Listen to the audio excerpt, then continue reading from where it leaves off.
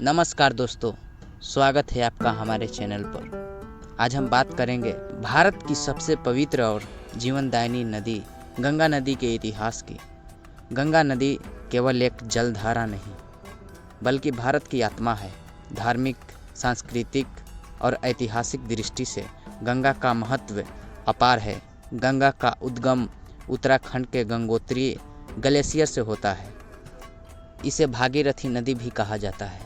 आगे देवप्रयाग में अलकनंदा और भागीरथी मिलकर गंगा का निर्माण करती है। लगभग 2525 किलोमीटर लंबी यह नदी भारत और बांग्लादेश से होकर बहती है और अंत में बंगाल की खाड़ी में मिल जाती है। पौराणिक कथाओं के अनुसार गंगा का धरती पर अवतरण राजा भागीरथ की कठोर तपस्या के बाद हुआ था।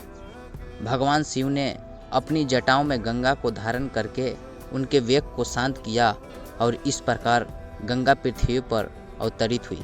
इसी कारण गंगा को भागीरथी और शिव की जटा से निकली धारा कहा जाता है। हिंदू धर्म में गंगा को माता का दर्जा दिया गया है। गंगा स्नान से पापों का नाश होता है, ऐसा विश्वास है। गंगा दशहरा और कुंभ मेला जैसे पर्व गंगा तट पर ही आयोजित होते हैं। गंगा घाटों पर कई महानगर और नगर बसे हैं। हरिद्वार, ऋषिकेश, वाराणसी, प्रयागराज और पटना। वाराणसी और प्रयागराज का धार्मिक महत्व गंगा की वजह से ही है। भारत की कई सभ्यताएं और राज्य गंगा किनारे फले फूले। गंगा न केवल आस्था की धारा है, बल्कि यह कृषि, व्यापार और जीवन का आधार भी रही है। इसी कारण इसे भारत की जीवन रेखा कहा जाता है।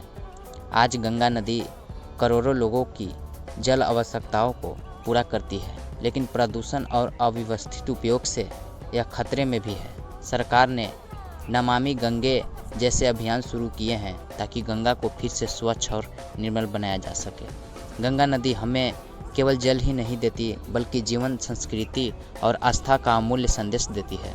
हमारा कर्तव्य है कि हम इस पावन धारा को स्वच्छ और निर्मल बनाए रखें।